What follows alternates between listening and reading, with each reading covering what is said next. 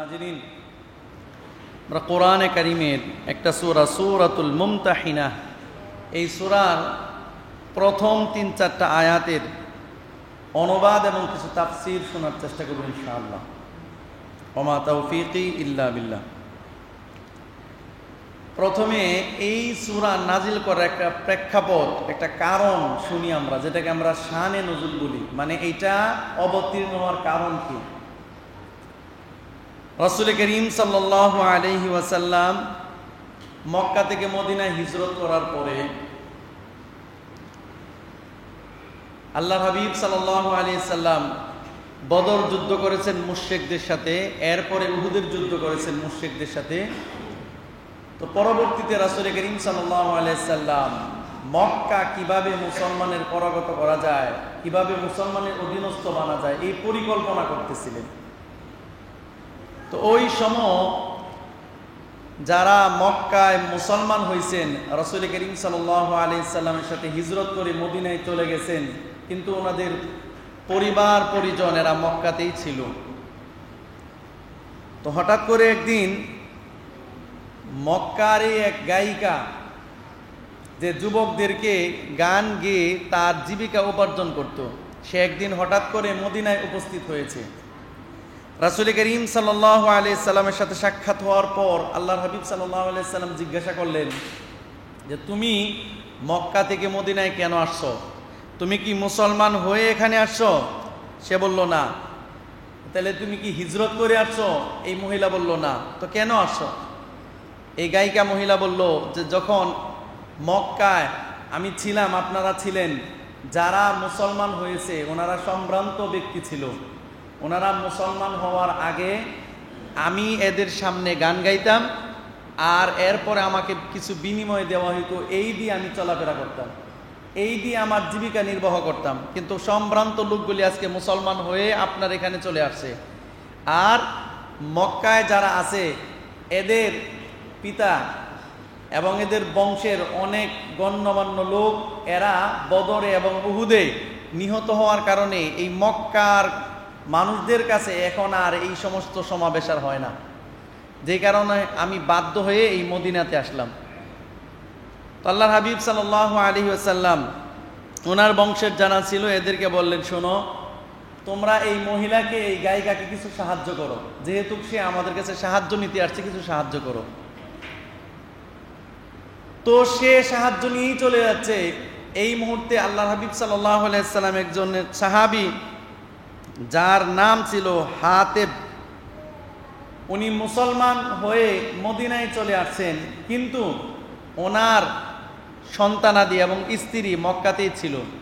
আর এই মক্কার মুশরিকরা যারা এখনো মদিনায় হিজরত করে নাই, এদের উপর এখনো সেই অত্যাচারটাই করত যেটা হিজরতের আগেও করেছে। তো এই হাতেব রাদিয়াল্লাহু তাআলা আনহু, ওনার মনে হচ্ছিল যে আমি যদি আল্লাহর হাবিব সাল্লাল্লাহু আলাইহি সাল্লাম যে পরিকল্পনা করতেছেন যে মক্কায় আক্রমণ করবেন, মক্কা বিজয় করবেন, এটা যদি আমি মক্কাওয়ালাদেরকে জানিয়ে দেই, এই সংবাদটা যদি গোপনে তাদের কাছে পৌঁছে দেই, হয়তো এই সংবাদের কারণে আমি যে সংবাদ পৌঁছাইলাম, এই জন্য হয়তো আমার ফ্যামিলি যে মক্কায় আছে এদের উপর হয়তো অত্যাচারটা করবে না। আর আরেকটা ধারণা ছিল ওনার যে আল্লাহ তাআলা তো অবশ্যই রাসূল করিম সাল্লাল্লাহু আলাইহি সাল্লামকে বিজয় দিবেন, এই কথা যদি মক্কাওয়ালার জানিও মুসলমানের কোনো ক্ষতিও হবে না। এটা ছিল ওনার মনে একটা ধারণা। এই ধারণার বশীভূত হয়ে এই হাতেব ইবনে আবি বালতাআহ রাদিয়াল্লাহু তাআলা আনহু, উনি এই গায়িকা মহিলার খুপায় একটা চিঠি নিজ হস্তে লিখলেন যে অতি শীঘ্রই মুহাম্মদ সাল্লাল্লাহু আলাইহি সাল্লাম ওনার সঙ্গীদেরকে নিয়ে তোমাদের উপর আক্রমণ করবে, এমন আক্রমণ করবে যেটা তোমরা প্রতিরোধ করতে পারবে না। তো আল্লাহ তাআলা যখন এই ঘটনা দেখলেন, আল্লাহ তাআলা সাথে সাথে নবী সাল্লাল্লাহু আলাইহি সাল্লামকে সতর্ক করার জন্য এবং মুসলমানদেরকে সতর্ক করার জন্য এই সূরাতুল মুমতাহিনা, এই আয়াতগুলি নাজিল করছেন। এখন আসেন আমরা অনুবাদগুলি শুনি। আল্লাহ তাআলা বলেন, ইয়া আইয়ুহাল্লাযীনা আমানু লা তাত্তাখিযু আদুব্বি ওয়া আদুওয়াকুম আউলিয়া তুলকুনা ইলাইহিম বিল মাওয়াদ্দাহ ওয়া ক্বাদ কাফারু বিমা জাআকুম মিনাল হক। আল্লাহ তাআলা বলেন, হে ঈমানদাররা, যারা আখিরাতে বিশ্বাস করো, আল্লাহর উপর ঈমান এনেছো, নবীর উপর ঈমান এনেছো, লা তাত্তাখিযু আদুব্বি ওয়া আদুওয়াকুম আউলিয়া, তোমরা বন্ধুরূপে গ্রহণ করবে না আদুব্বি, যে আমার দুশমন, ওয়া আদুওয়াকুম, এবং যারা তোমাদেরও দুশমন। এই দুশমন কারা? মুশরিকরা। বলেন কারা? মুশরিকরা। আল্লাহ তাআলা বলেন, ঈমানদার, লা তাত্তাখিযু আদুব্বি ওয়া আদুওয়াকুম আউলিয়া, তোমরা যারা ঈমান ওয়ালা মুসলমান, নিজেকে মুসলমান দাবি করো, শেষ নবীর উম্মত বলে দাবি করো, কোনো সময় কোনো মুশরিককে তুমি বন্ধুরূপে গ্রহণ করতে পারবে না। তোমাদের ধারণা কি যে তোমরা গোপনে চিঠি পাঠাবে আর বন্ধুত্ব স্থাপন করবে, এর দ্বারা তোমাদের সফলতা আসবে? এটা কি তোমাদের ধারণা? আল্লাহ বলেন, তুলকুনা ইলাইহিম বিল মাওয়াদ্দাহ, তোমরা তো তাদের কাছে গোপনে চিঠি পাঠাইতেছো। মাওয়াদ্দা মানে ভালোবাসার চিঠি। মনে করতেছো যে এর দ্বারা তাদের সাথে হয়তো তোমার একটা ভালো সম্পর্ক হবে, তোমার ফ্যামিলির উপরও যে অত্যাচারটা হইতেছে এটা মনে হয় হবে না। আল্লাহ বলেন, না, ওয়াকাদ কাফারু বিমা জাআকুম মিনাল হক, অথচ তোমাদের কাছে যেই সত্য ধর্ম এসেছে, যেই সত্য দিন এসেছে, এই দিনকেই তারা অস্বীকার করে। কাফের মানে কি? অস্বীকার করে, অস্বীকার। এরপর আল্লাহ তাআলা মুসলমানদেরকে স্মরণ করান, ইখরিজুনার রাসূলা ওয়া ইয়্যাকুম আন তুমিনু বিল্লাহি রাব্বিকুম। তো দেখো অপরাধটা কি?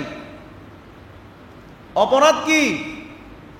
তোমাদের অপরাধ তো এটাই, আন তুমিনু বিল্লাহি রাব্বিকুম, যে তোমরা তোমাদের রবের উপর ঈমান এনেছো। এই জন্য ইখরিজুনার রাসূলা ওয়া ইয়্যাকুম, এই মক্কার মুশরিকরা তোমাদের রাসূলকেও মক্কা থেকে বের করে দিয়েছে, তোমাদেরকেও বের করে দিয়েছে।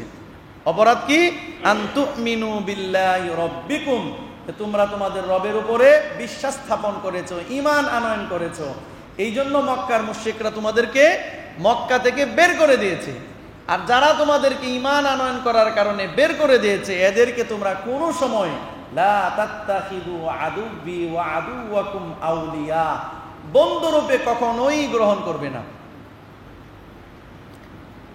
এরপর আল্লাহ তাআলা বলেন, ইন কুনতুম খারাজতুম জিহাদান ফি সাবিলি ওয়া ইবতিগা মারদাতি তুসিররুনা ইলাইহিম বিল মাওয়াদ্দাহ, যে তোমরা যদি আমার রাস্তায় জিহাদ করার জন্যই বের হয়ে থাকো, ইবতিগা মারদাতি, আর তোমরা যদি আমার সন্তুষ্টি তালাশ করো, যে আমি কিভাবে তোমাদের উপর রাজি থাকবো, খুশি থাকবো, এটাই যদি তোমাদের জীবনের উদ্দেশ্য হয়, তুসিররুনা ইলাইহিম বিল মাওয়াদ্দাহ, তাহলে কেন তোমরা গোপনে গোপনে তাদের কাছে ভালোবাসার চিঠি পাঠাইতেছো?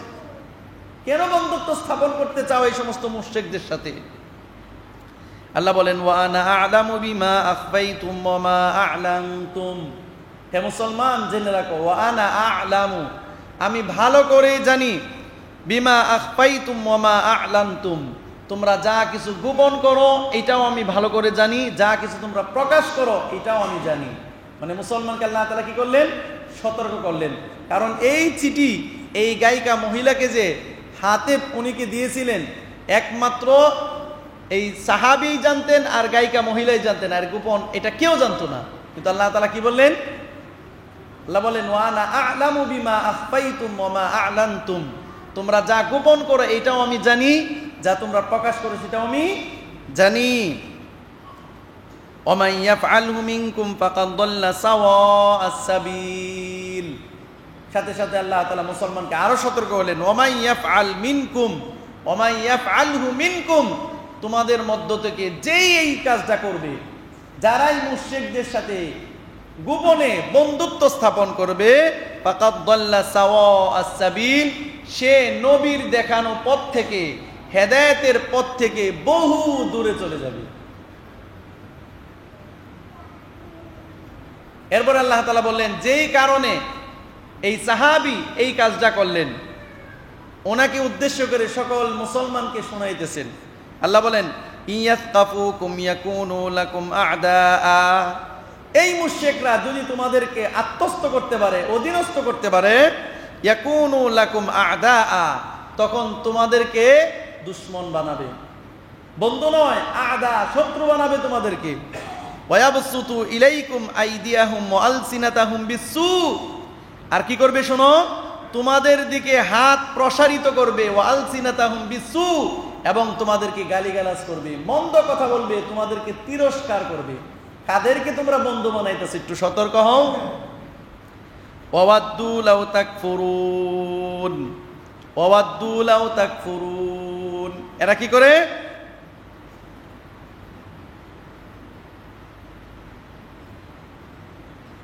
ওয়াদ্দু, এরা চায়, লাউ তাকফুরুন, যে তোমরাও তাদের মতো মুশরিক হয়ে যাও। এরা এইটাই চায়, এই মুশরিকরা যারা আল্লাহতে বিশ্বাসী হয় না, এদেরও ওয়াদ্দু, আশা, তামান্না, আকাঙ্ক্ষা এটাই, লাউ তাকফুরুন, তোমরাও যদি মুশরিক হইতা, তোমরাও যদি এর মতো আল্লাহকে অস্বীকারী হইতা, এটাই এরা কামনা করে।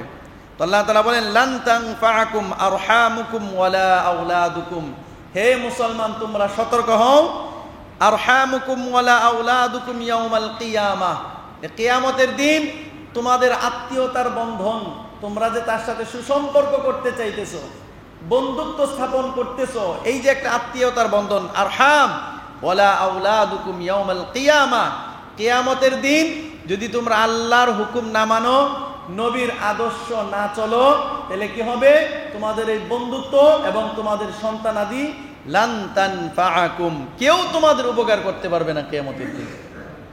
আল্লাহ সতর্ক করছেন। এরপরে বলেন ইয়াফসিলু বাইনাকুম, ইয়াফসিলু বাইনাকুম, আল্লাহ তাআলা তোমাদের মধ্যে বিভাজন সৃষ্টি করে দিবেন, পার্থক্য সৃষ্টি করে দিবেন। তুমি তোমার সন্তানের কাছে যাবে, কিন্তু সন্তান তোমাকে চিনবে না, সন্তানও তোমার কাছে আসবে, তুমিও সন্তানকে চিনবে না। উপকার তো পরের কথা। এই জন্য আল্লাহ বলেন ওয়াল্লাহু বিমা তা'মালুনা বাসীর, আল্লাহ বলেন ওয়াল্লাহ, আল্লাহর কসম, ওয়াল্লাহু বিমা তা'মালুনা বাসীর, দুনিয়াতে তোমরা যা কিছু করো এই সবগুলো আল্লাহ তাআলা দেখতেছেন, গোপনে করো প্রকাশ্যে করো, তুমি যা কিছু করতে সেগুলো দেখতেছেন কে? আল্লাহ। এরপর আল্লাহ তাআলা বলেন قد كانت لكم أسوة حسنة في إبراهيم والذين معه, শুনো তোমাদের জন্য আদর্শ হচ্ছে, তোমাদের জন্য আদর্শ নিদর্শন রয়ে গেছে কোথায়? উসওয়াতুন হাসানাতুন ফি ইব্রাহিম, ইব্রাহিম আলাইহিস সালাম, ওয়াল্লাযীনা মাআহু, আর যারা ইব্রাহিম আলাইহিস সালামের অনুসারী ছিল, যারা ইব্রাহিম আলাইহিস সালামের সাথে ছিল, এদের মধ্যেই তোমাদের জন্য আদর্শ রয়ে গেছে। ইব্রাহিম আলাইহিস সালামের ঘটনার দিকে ইঙ্গিত করছেন। আমরা জানি ইব্রাহিম আলাইহিস সালাম এমন এক জামানায় আসছিলেন, যেই জামানায় ওনার স্বয়ং পিতাও ছিলেন মূর্তি পূজারী। জানেন এই ঘটনা? ওনার পুরা বংশ ছিল মুশরিক, কেউ আল্লাহতে বিশ্বাসী ছিল না, কিন্তু একমাত্র ইব্রাহিম আলাইহিস সালাম একবারে ছোট সময়ে নাবালেগ বাচ্চা, ওই সময় তিনি কোনো সময় এই মুশরিকদের সাথে, যারা আল্লাহতে বিশ্বাসী না, আল্লাহকে বিশ্বাস করে না, আল্লাহর পূজারী হয় না, এদের সাথে কোনো সময় ওনার সম্পর্ক ছিল না। আল্লাহ তাআলা বলেন قد كانت لكم أسوة حسنة في إبراهيم, তোমাদের জন্য আদর্শ রয়ে গেছে, নিদর্শন রয়ে গেছে কোথায়? ফি ইব্রাহিম, ইব্রাহিম আলাইহিস সালামের মধ্যে, ওয়াল্লাযীনা মাআহু, আর যারা ইব্রাহিম আলাইহিস সালামের অনুসারী ছিল, ওনাদের সাথে যারা ছিল ওনার সাথে, এরাই তোমাদের আদর্শ।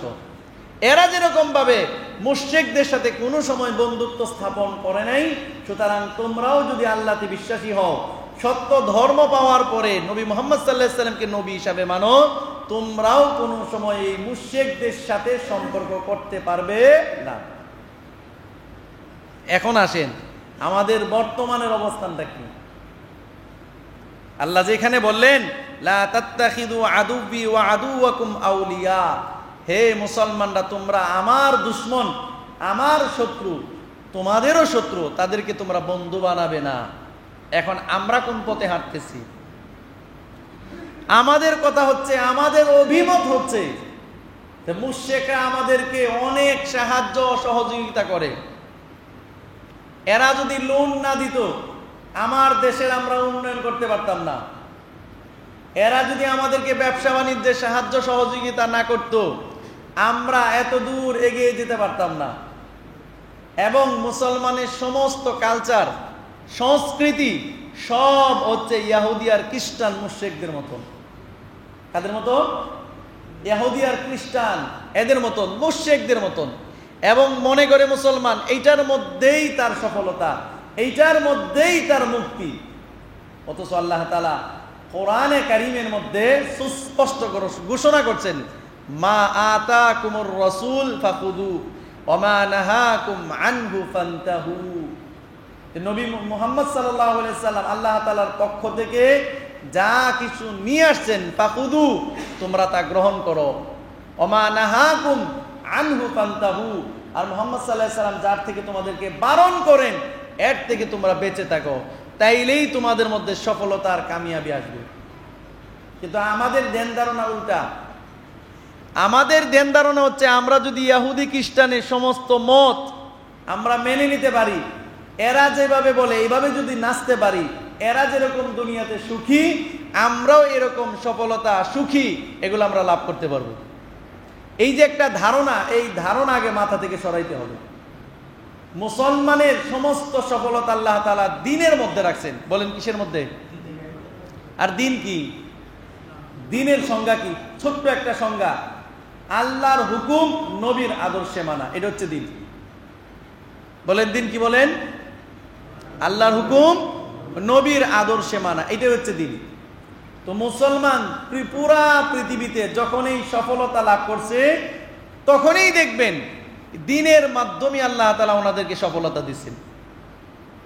আর যখনই মুসলমান দ্বীন থেকে সরে গিয়ে ইহুদি খ্রিস্টান আর মুশরিকদের মতো চলাফেরা শুরু করছে, নিজের নবীর আদর্শের কথা ভুলে গিয়ে ইহুদি খ্রিস্টান সভ্যতা এদের সংস্কৃতি যখন মুসলমানের নিজের ঘরে নিয়ে আসছে, আজীবন পর্যন্ত মুসলমান গোলামির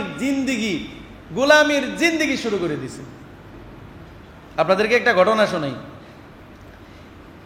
মুসলমান অনেক সময় নির্যাতিত হয়েছে, আজকে নতুন না।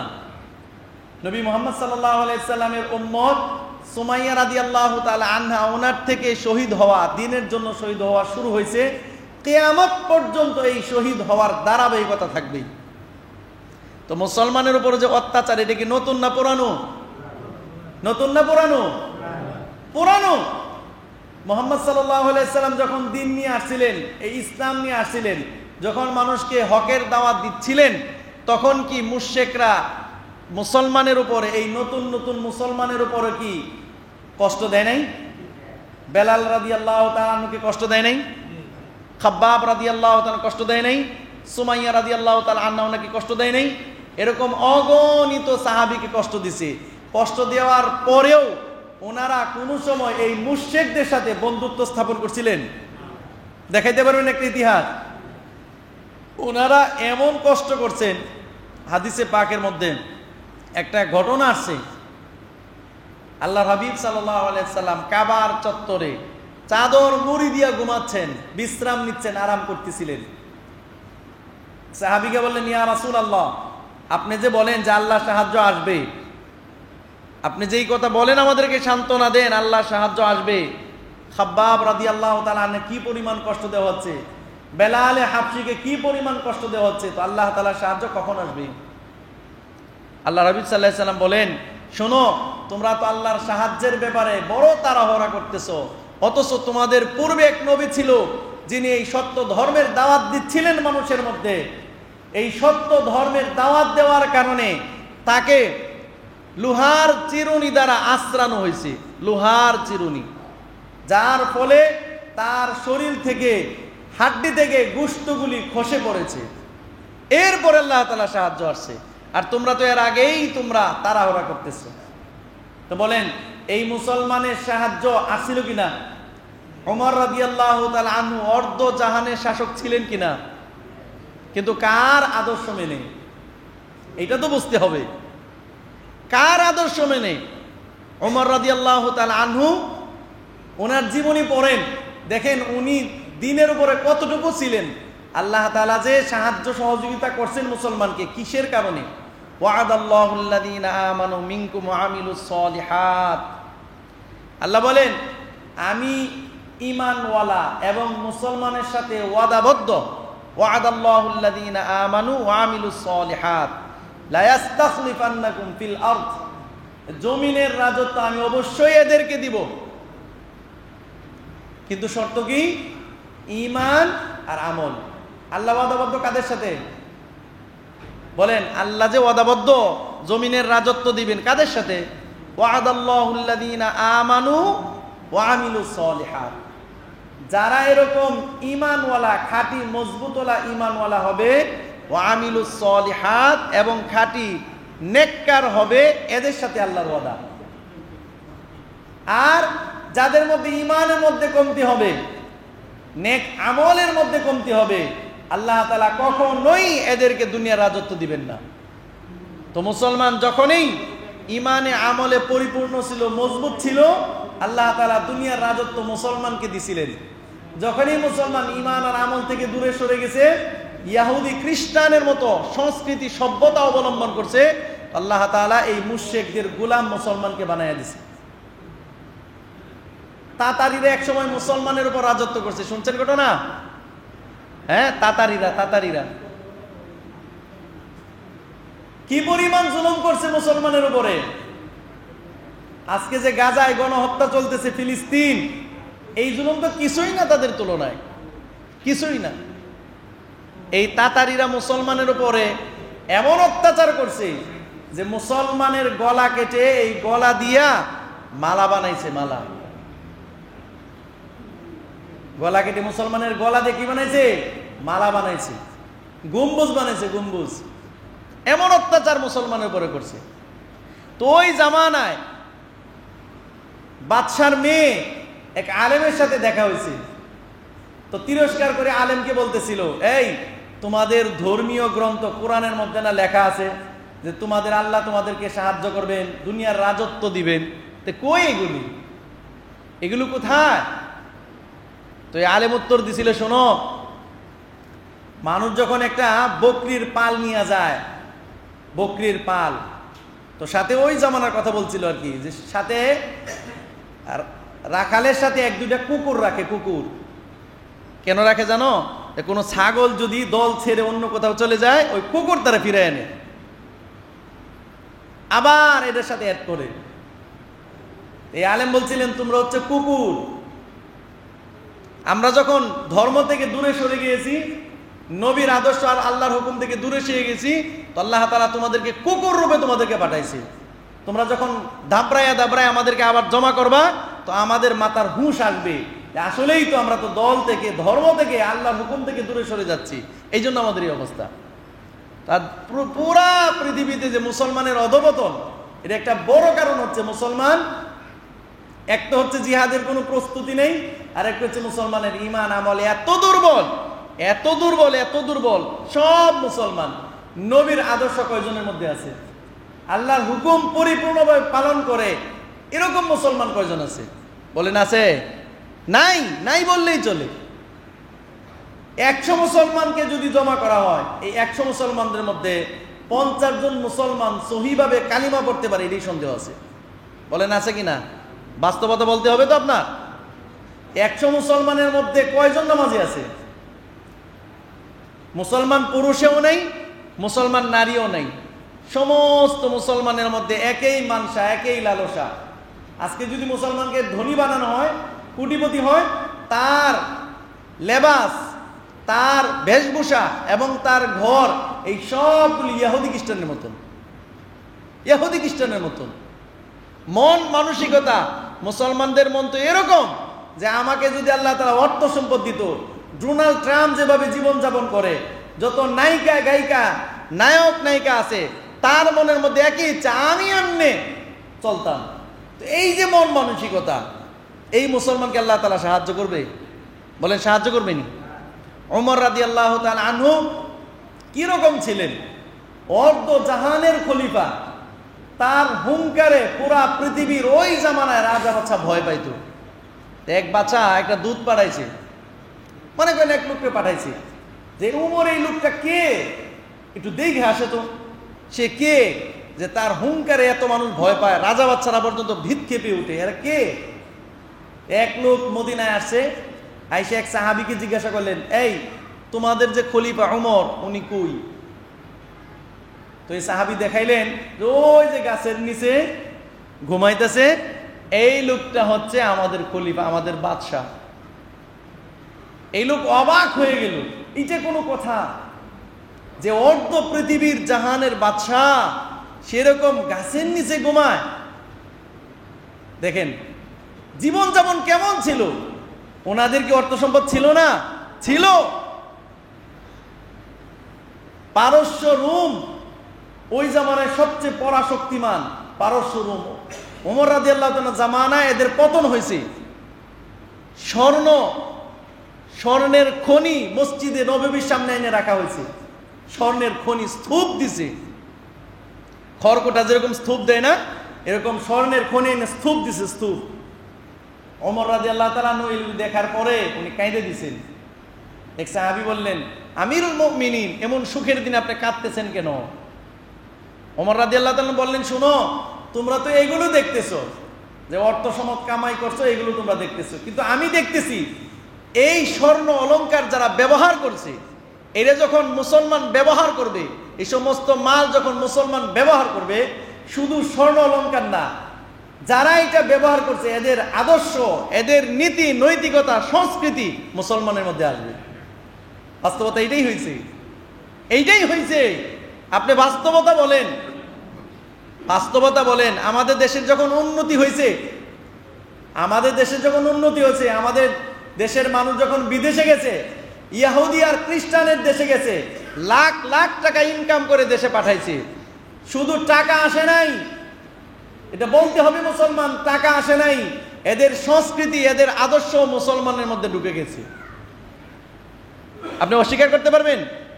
আজকে মুসলমান এত মুসলমান, যদি বলি যে নবীর একটা আদর্শের কথা বলেন, যে নবী কিভাবে ঘুমাইছে এটা বলেন, যে নবী যেভাবে ঘুমাইছে আপনি এভাবে ঘুমান, বলে না হুজুর। নবী যেভাবে খাইছে আপনি এভাবে খান, না। নবী যেভাবে নামাজ পড়ছে আপনি নামাজ পড়েন। আপনার পোশাক দেখে কি মনে হয় আপনি মুসলমান? মানে পোশাক দেখে, আপনার চেহারা সুরত দেখে মনে হয় আপনি মুসলমান? তো এই মুসলমানকে আল্লাহ তাআলা কখনোই সাহায্য করবেন না। যতটুকু আমাদেরকে এখনো করতেছেন, আল্লাহ শুকুর, আল্লাহ শুকুর যে আল্লাহ এখন আমাদেরকে বাঁচায় রাখছেন। মুসলমান যদি সাহায্য সহযোগিতা নিতে চায়, ওই সাহাবায়ে কেরাম যেভাবে বদরের প্রান্তরে আল্লাহর থেকে সাহায্য নিছেন, উহুদের প্রান্তরে সাহায্য নিছেন, প্রত্যেক যুদ্ধে মুসলমানকে আল্লাহ তাআলা যেভাবে সাহায্য করছেন, এখনো সাহায্য করা হবে। কিন্তু মুসলমানও ওই এদের মতো ঈমানওয়ালা আমলওয়ালা হইতে হবে। যদি এরকম মুনাফিক মার্কা মুসলমান হয়, হ্যাঁ, ইহুদি খ্রিস্টানের মতন লেবাস, ইহুদি খ্রিস্টানের মতন চলাফেরা, মুসলিম নারীদের অবস্থা ঘর থেকে বের করে দিয়েছে, বেপরদা এত বের হয়েছে, মিথ্যা, ধোঁকাবাজি, মালে কম দেওয়া, ওজনে কম দেওয়া, মানুষের সাথে প্রতারণা করা। একজন মুশরিককেও বিশ্বাস করা যায়, একজন মুসলমানকে বিশ্বাস করা যায় না। এত বড় ধোঁকাবাজ, মালে এত পরিমাণ কম দেয়, ওজনে কম দিতাম, ওজনে কম। এই জন্য মৃত্যুর সময় কি নসিব হয় নাই? কালিমা নসিব হয় নাই। আফিম আছে, এক জাতীয় নেশা জাতীয় খাবার, বলে যারা আফিম খায় এদের মৃত্যুর সময় কালিমা নসিব হয় না। এখন মুসলমান ড্রিঙ্ক করে, মদ খায়, নাম চেঞ্জ হচ্ছে, খায় মদ। সুইমিং পুল, স্বামী আর স্ত্রী কত বড় গায়রতহীন লোক, নিজের স্ত্রীর ছবি ফেসবুকের মধ্যে দেয়া মানুষকে দেখায়। মানে বেপরদার তো একটা লিমিট আছে। মানে গায়রতহীন বুঝেন? আমরা দায়ুস বলি, দায়ুস কাকে বলে? মহিলাকে না, পুরুষকে বলে দায়ুস। যেই পুরুষ তার বালেগা মেয়েকে এবং স্ত্রীকে, তার আপন বোনকে, ফুফুকে, মাকে, খালাকে, বিশেষ করে 4 জন তার অধীনস্থ হয়, তার স্ত্রী, তার মেয়ে, তার মা এবং তার বোন, এদেরকে যারা পর্দায় রাখে না, পর্দার জন্য তাকিদও করে না, বলেও না, এরা হচ্ছে দায়ুস। এই পুরুষরা কি? দায়ুস। তো যেই মুসলমান চলাফেরা করে ইহুদি খ্রিস্টানের মতন হইতে চায়, তার স্বভাব চরিত্র, আচার আচরণ, সংস্কৃতি সব ইহুদি খ্রিস্টানের মতন, অথচ এই মুসলমান মসজিদে নামাজ পড়া পরে দোয়া করে আল্লাহর কাছে, আল্লাহ আমরা উপর রহমত করে, মুসলমান গজবের দিয়ে আমাদেরকে বাঁচান, ইহুদি খ্রিস্টানের জুলুম দিয়ে আমাদেরকে বাঁচান, তোমাদেরকে বাঁচাবে। তোমরা তো সারাদিন চলো ইহুদি খ্রিস্টানের মতন। মুসলমানের ছেলে প্যান্ট পরে ঘুরে, হাফ প্যান্ট পরে ঘুরে, কত বড় নির্লজ্জ। অথচ একটা মুসলমানের সতর কতটুকু? নাভির উপরের থেকে হাঁটুর নিচ পর্যন্ত, এটা ঢেকে রাখা 24 ঘন্টার জন্য ফরজ। বলেন ফরজ কিনা? প্যান্ট পরে টাকনুর নিচে, অবাক হবেন যারা টাকনুর নিচে কাপড় পরেন। আমি এক বইয়ের মধ্যে পড়ছিলাম এটা, আল্লাহ তাআলা শবে কদরের রাত্রে যখন আমভাবে সকল মুসলমানকে ক্ষমা করে, আমভাবে, ওই শবে কদরের রাত্রেও যারা টাকনুর নিচে কাপড় পরে অহংকার বশত, এদেরকে শবে কদরের রাত্রেও ক্ষমা করা হয় না। এটা কত বড় পাপ জানেন? আপনার তো সব সুবিশাপ, নামাজের আগে আসেন, ধুমধাম আসেন, আয়সা সুন্দর করে প্যান্ডা উঠাইয়া দেন টাকনুর উপরে, নামাজ পড়া শেষ আবার নিচে ফেলাইয়া দেন। যেই মুসলমান 24 ঘন্টা কবিরা গুনায় লিপ্ত, এই যে মুখে দাঁড়িয়ে রাখে না, আপনি মাস আলা জিজ্ঞাসা করেন কোন মুফতি সাহেবকে যে কেউ যদি মুখে দাড়ি না রাখে তাহলে কবিরা গুনাহ হয় না? তো যেই মুসলমান 24 ঘন্টা গুনাহে লিপ্ত, টাকনুর নিচে কাপড় পরে গুনাহগার, ফাসিক, স্ত্রীকে পর্দা রাখে না, ফাসিক ফুজ্জার মুসলমান সব। আবার এই মুসলমান আল্লাহ সাহায্য তালাশ করে। আল্লাহ আমাদেরকে রহম করেন। কেমনে রহম করতে বলো আমারে? আল্লাহ সাহায্য যদি নিতে হয় তাহলে ওই সাহাবায়ে কেরামের মতো মুসলমান হইতে হবে, নবীর আদর্শে আদর্শিত হইতে হবে, তাহলে আল্লাহ তাআলা আমাদেরকে সাহায্য করবে। মুসলমান দ্বীনের পথে না আসবে, কখনোই আল্লাহ সফলতা দিবেন না। এটাই বাস্তব। যদি মুসলমান স্বাধীনতা চায়, মুক্তি চায়, দুনিয়াতে আখিরাতে মুক্তি চায়, একটাই মাত্র পথ, দিন মানতে হবে। দিন থেকে যত বেশি দূরে সরবে, আল্লাহ তাআলা তত বেশি মুসলমানকে এরকম জালিম শাসক দ্বারা জুলুম করাইবেন, আল্লাহ করাইবেন, কেউ হটাইতে পারবে না।